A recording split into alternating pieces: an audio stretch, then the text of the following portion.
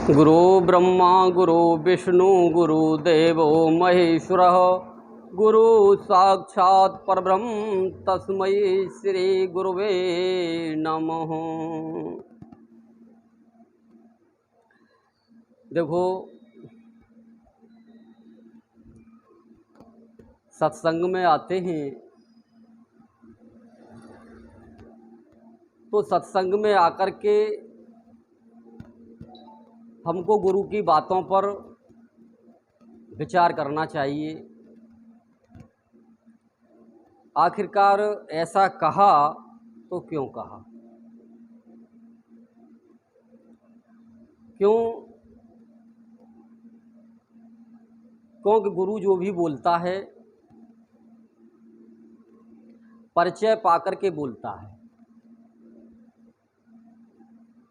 लिखा पढ़ी वाली बात नहीं बोलता। हाँ, लिखा पढ़ी वाले और गुरु होते हैं, लेकिन जो अनुभव करता होता है, जो उस रास्ते से गुजरा हुआ है, तो उसी के लिए साहब ने साफ कहा कि गुरु कहे सोही है सांचा और बिन परिचय सेवक है कांचा।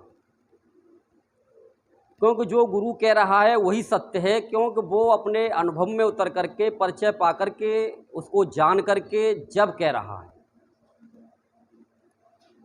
और हम अभी जान नहीं पाए क्योंकि हम उसको अर्थ लगा रहे हैं अपनी मन के द्वारा, बुद्धि के द्वारा। और जो चीज़ मन बुद्धि से परे है तो उसका हम अर्थ बुद्धि के द्वारा कैसे लगा पाएंगे।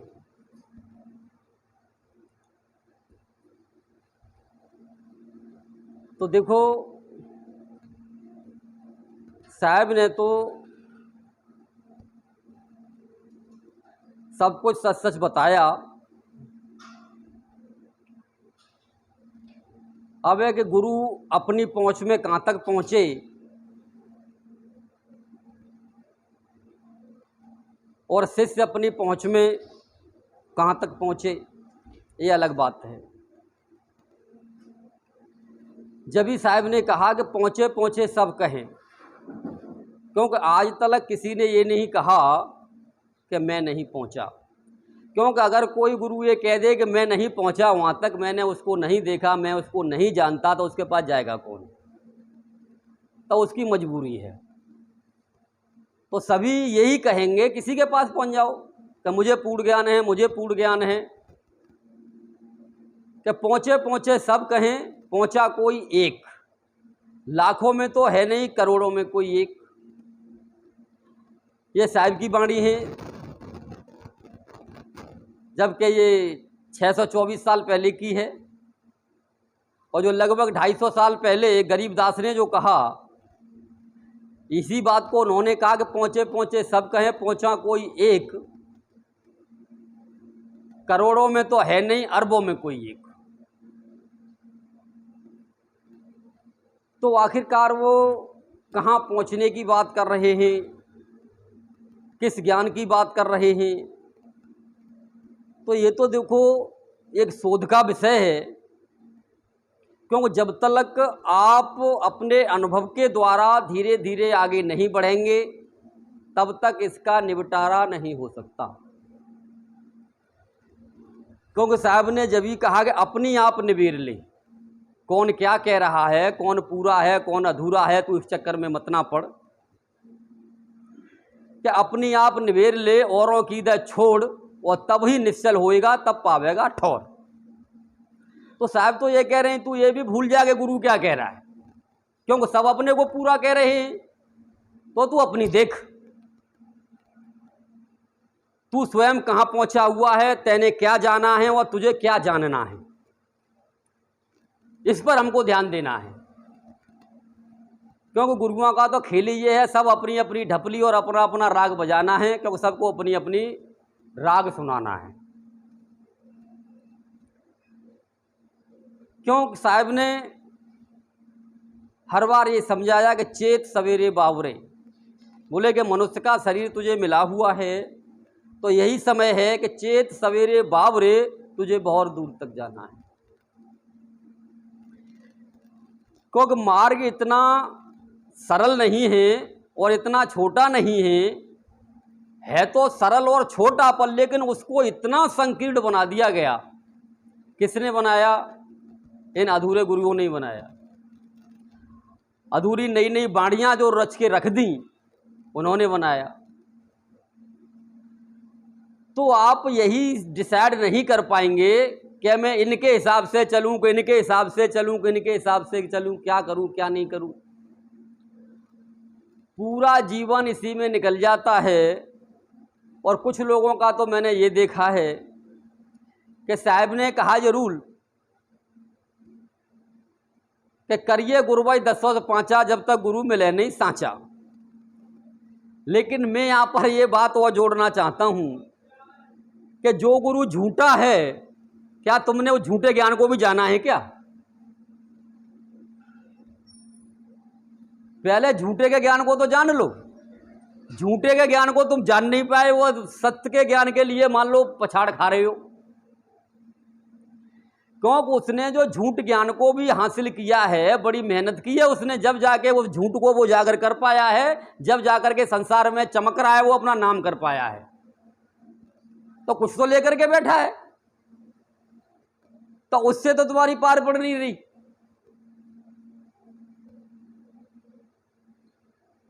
तो बात जब बनती है जबकि हम अपने अनुभव से निकलकर आगे निकलते हैं।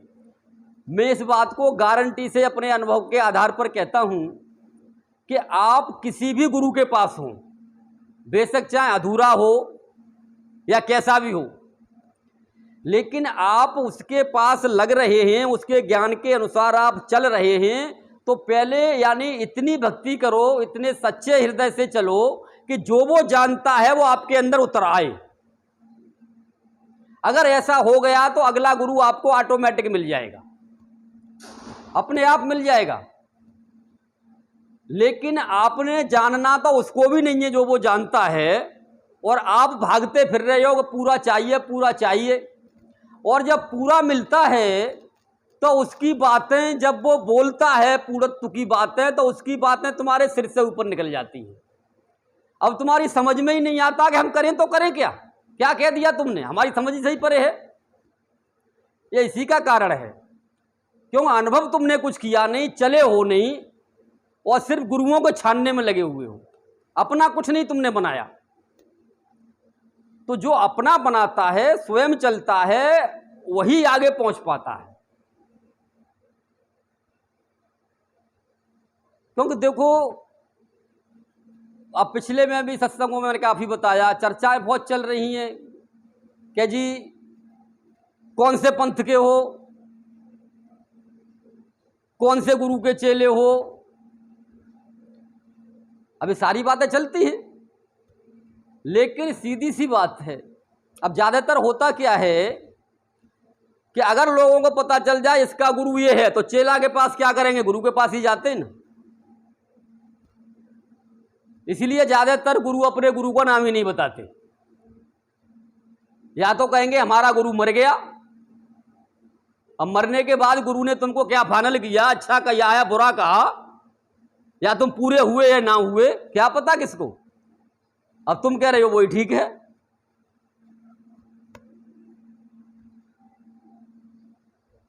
तो देखो, जब तक हम अपने अनुभव के आधार पर डिसाइड नहीं करेंगे, तब तक हम कभी नहीं पहुंच सकते।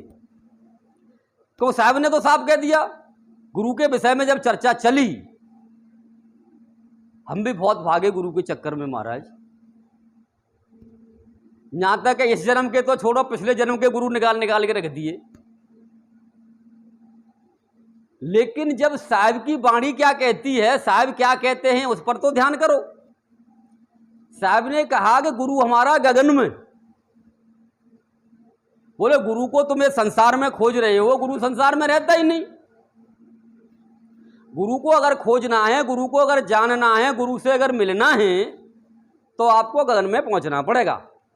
कि गुरु हमारा गगन में और चेला है चितमाएं।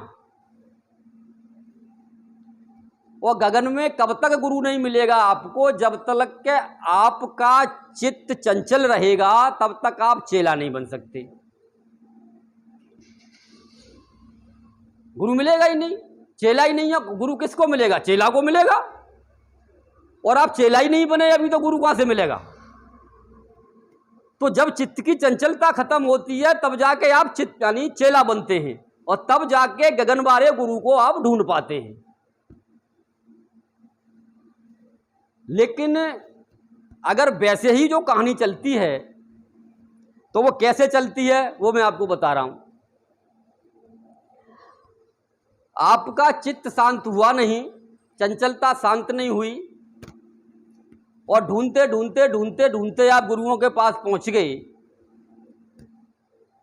तो जहां आप हैं वहीं तो गुरु लगाएंगे, क्योंकि आप शरीर में ढूंढ रहे हैं तो शरीर में ही लगाएंगे।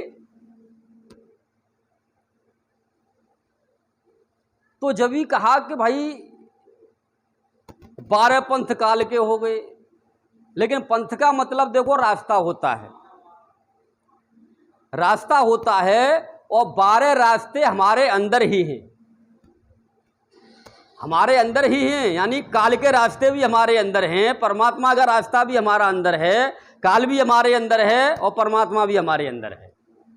सब कुछ हमारे अंदर ही भरा हुआ है, क्योंकि परमात्मा ने इस शरीर की इस तरह से व्यवस्था की हुई है कि कुछ उसने छिपाया नहीं है। तो अब इसी का फायदा किनको मिलता है? यानी जो अनुभव में चलते हैं उनको फायदा मिलता है, और जो अनुभव में नहीं चलते वो इसका फायदा उठाते हैं, वो उठाते हैं।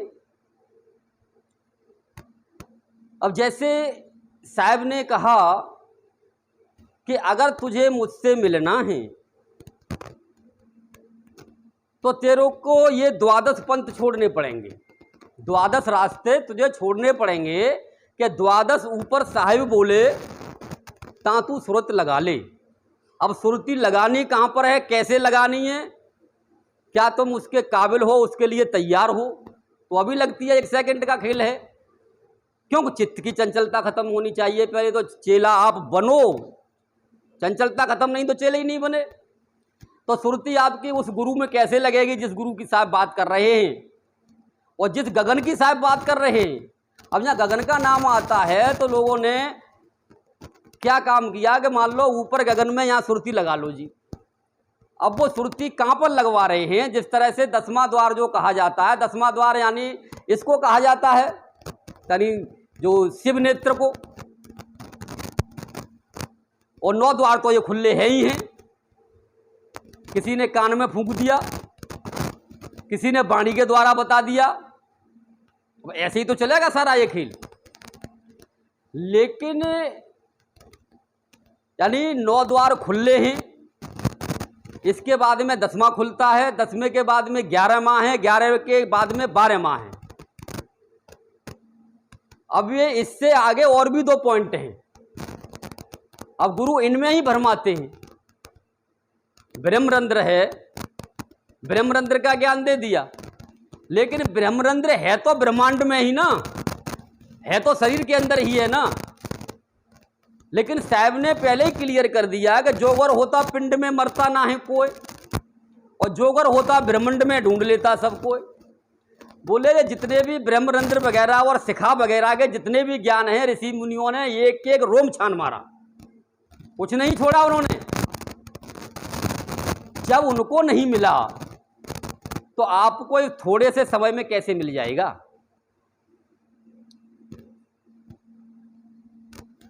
जबकि उन्होंने 1-1 लाख वर्ष तक तपस्या की, एक एक पैर पे खड़े होकर के, पता नहीं कितनी कितनी, यहाँ तक है कि मान लो वाल्मीकि जी का जिक्र आता है कि उनके तो उसमें शरीर में भी मिट्टी का बन गया था और चींटियों ने घर बना लिया था। कब कान में से निकल जाएं, कब नाक में से निकल जाएं, कुछ पता नहीं था उनको।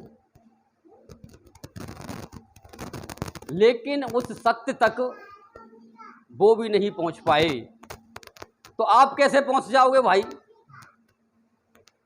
जब यानी बार बार मेरा ये कहना रहता है कि 2 ही तरीके हैं कि या तो आपको सतगुरु मिल जाए,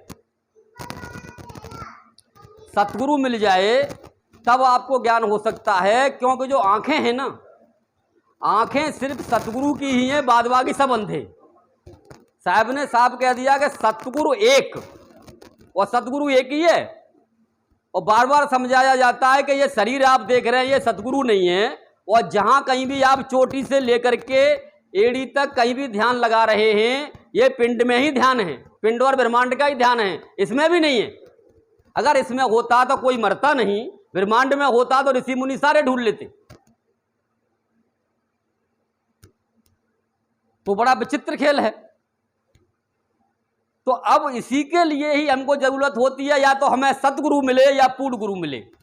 तो पूर्ण गुरु भी वो है जो सतगुरु का ज्ञान कराए, तब तो पूर्ण गुरु है। अगर कोई चिल्लाता है कि मैं पूर्ण गुरु हूं, मैं पूर्ण गुरु हूं, मैं तुम्हें ज्ञान दूंगा, तो नहीं दे सकता। उसको भी सतगुरु का ही ज्ञान कराना पड़ेगा, तब ही वो सिद्ध कर सकता है कि मैं पूर्ण गुरु हूं। लेकिन अब उस ज्ञान को जानने के लिए पहले आपको शिष्य भी बनना पड़ेगा। कौन सा शिष्य? यानी चित्त की चंचलता खत्म, चित्त के अंदर कुछ भी नहीं होना चाहिए। क्योंकि जब तक चित्त में हमारे में दुनिया भर की बातें चलती रहती हैं, दुनिया भर के ज्ञान चलते रहते हैं, तब तक आप शिष्य ही नहीं हो। तो उस चोटी का, उस यानी चोटी का मतलब कहते हैं ये नहीं है कि ये वाली चोटी हो गई कैसा आप ऊपर ध्यान लगा ले। चोटी का मतलब होता है सबसे ऊंचाई पर जो ज्ञान है, उससे आगे न कुछ था, न है, न कभी होगा, कभी भी। तो पहले हमको उसके काबिल बनना पड़ता है, और काबिल भी बताऊं जब बन पाएंगे आप। आज तक अपने आप को ही काबिल बन ही नहीं पाया, और न बन सकता है, कभी नहीं बन सकता। काबिल भी वो गुरु ही बनाता है। लेकिन जब उसने जो आपको पहली विधि बताई थी ज्ञान की, उसी को पकड़ के चलना है, बदलना नहीं है। क्यों? अब होता क्या है इसमें कि साहब मुझे तो कुछ दिखाई नहीं दे रहा, मुझे तो कुछ हो ही नहीं रहा। लेकिन अब जैसे जैसे जिसका वस्त्र ज्यादा गंदा होता है उसको धुलाई करने में ज्यादा समय लगता है, और जिसका साफ होता है उसका जल्दी मान लो फटाफट मशीन में डाला निकाल दिया, उसको देर नहीं लगती ज्यादा। तो इसमें न तो देखो नाम की कमी है, न गुरु की कमी है, और न शिष्य की कमी है। कमी किसी की नहीं है, कमी यह है कि भाई जो हमारा वस्त्र ज्यादा गंदा हो चुका है उसको हमने सफाई ज्यादा करनी पड़ेगी उसकी। तो हमको ज्यादा ध्यान देने की आवश्यकता है, गुरु के बताए हुए मार्ग पर चलने की आवश्यकता है। क्योंकि ये मार्ग एक ऐसा है कि प्रेम का मार्ग है, प्रेम का मार्ग है। ये कोई देखो जिसको ये नाम प्राप्त है, ठीक है ना, जिसके पास ये नाम है, जो मान लो पूर्णत्व को प्राप्त हो चुका है, न तो उसको डराया जा सकता है। क्योंकि जो दुनिया को डराता है वो ही उसका गुलाम होता है, तो उसे कौन डराएगा? वो भी उसके यहां आकर के नतमस्तक होता है, तो उसे कौन डरा सकता है? जो सब कुछ देने वाला है, तो उसको मान लो कौन अपने भ्रम जाल में, यानी इस संसार के खेल में, माया में उसे कौन फंसा सकता है? जो सबसे ऊंचाई पर, चोटी पर बैठा हुआ है, तो यहां पर उसे मान लो मान सम्मान में कौन फंसा सकता है? यानी किसी भी तरीके से उसको भरमाया नहीं जा सकता। मां सिर्फ एक ही तरीका है, और आप गांठ बांध लो अच्छी तरह से, प्रेम का। और प्रेम भी दो में ना होता, दो में प्रेम होता ही नहीं, दो में वासना होती है। प्रेम करना है तो एक होना पड़ेगा, एक ही प्रेम करता है। जब ही साहब ने देखो साफ बता दिया है कि प्रेम गलियत सांकरी तामे दोन समाए। मां रास्ता इतना छोटा है कि वहां दो जा ही नहीं सकते। अगर दो जाएंगे तो क्या होगा, अगले वाले को तुम पीछे खींचोगे, हैं? अगले वाले को पीछे खींचोगे तो क्या होगा, और तुम रास्ता जानते नहीं हो, और अगले वाले में धक्का मारोगे तो तुम भी गिरोगे। तो इतना विचित्र रास्ता है कि वहां दो के लिए जगह है ही नहीं।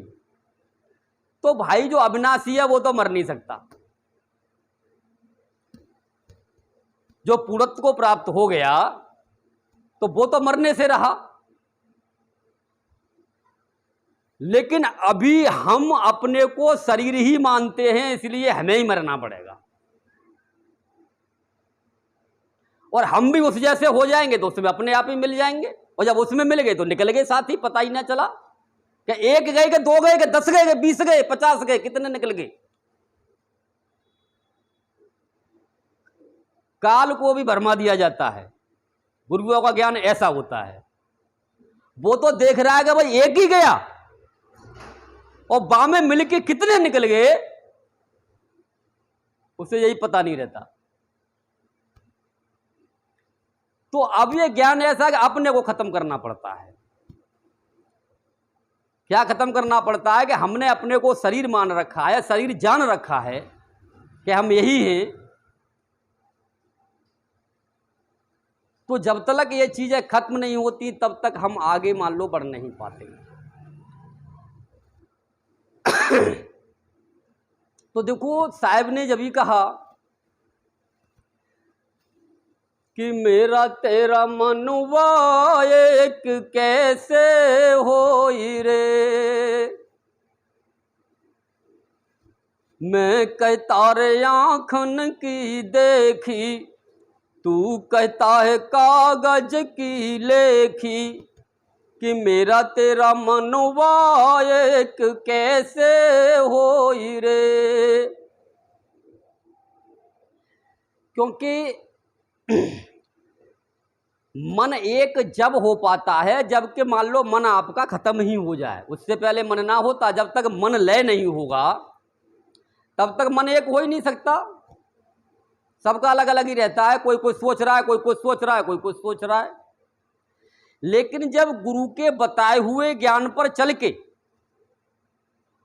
और हम ये करने में कामयाब हो जाते हैं कि तन से मन को खींचकर निर्विकल्प निष्काम करे आत्मा माए ले तब दर्शे हुए राम। यानी बात वही आ गई, चेला तो हम जब ही बनेंगे ना, चित्त की चंचलता खत्म हो गई, उससे पहले हम चेले ही नहीं बन सकते।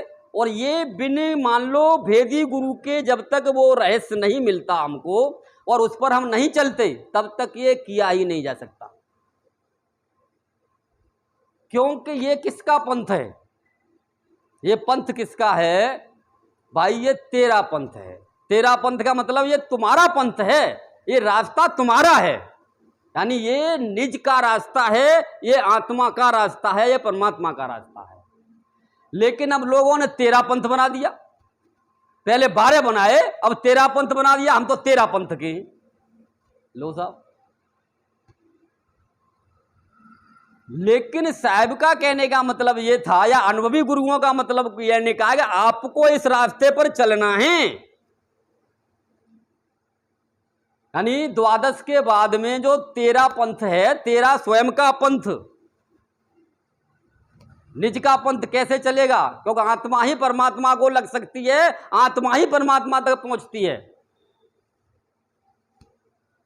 तो जब तक ये खेल हम स्वयं नहीं खेलते तब तक ये बात बनती नहीं है।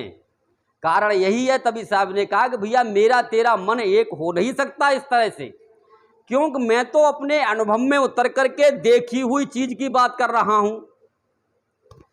अब तो सुनी सुनाई बात कर रहा है या कहीं से पढ़ी हुई बातें कर रहा है, जो कि मान लो ठीक भी हो सकती है कि जिसने लिखी उसके हिसाब से ठीक होगी, लेकिन तुम्हारे हिसाब से तो जब ठीक होगी जब वो तुम्हारे अंदर उतरेगी। इसीलिए वो साहब का है, वो फलाने गुरु का है, तुम्हारा अपना क्या है, अपना लेकर के चलो। तुम्हारा अपना स्वयं का रास्ता है, खुद रास्ता बनाना पड़ता है, वहां को रास्ता है ही नहीं। अगर ऐसा कोई रास्ता होता तो सारे पहुंच जाते ना, लगा देते वैज्ञानिक वहां के लिए रॉकेट वगैरह कि बैठ बैठ के जाओ सीधे सतलोक में। वहां तो यानी स्वयं तुम्हारा ही रास्ता है, तुमको स्वयं वो रास्ता बनाना पड़ता है, और उसमें मार्गदर्शक हमारा पहुंचा हुआ गुरु होता है। लेकिन काम आपको ही करना पड़ेगा। अगर कोई ये कहे कि मान लो उठा करके ऐसे ऐसे कर दो, या ऐसे कोई गुरु कर देता है, तो वो ये ज्ञान नहीं हो सकता, साहब का ज्ञान नहीं हो सकता। जिस तरह से साहब ने कहा कि 14 अरब ज्ञान हम भांका और सार शब्द को बाहर ही रखा, क्योंकि 14 अरबों में से किसको ये ज्ञान हो सकता है? बहुत सारे ज्ञान चल रहे हैं, तो वो ज्ञान क्या होगा? उसी ज्ञान को बताने के लिए साहब कह रहे हैं भाई कि मेरा तेरा मन इसीलिए एक नहीं हो पा रहा।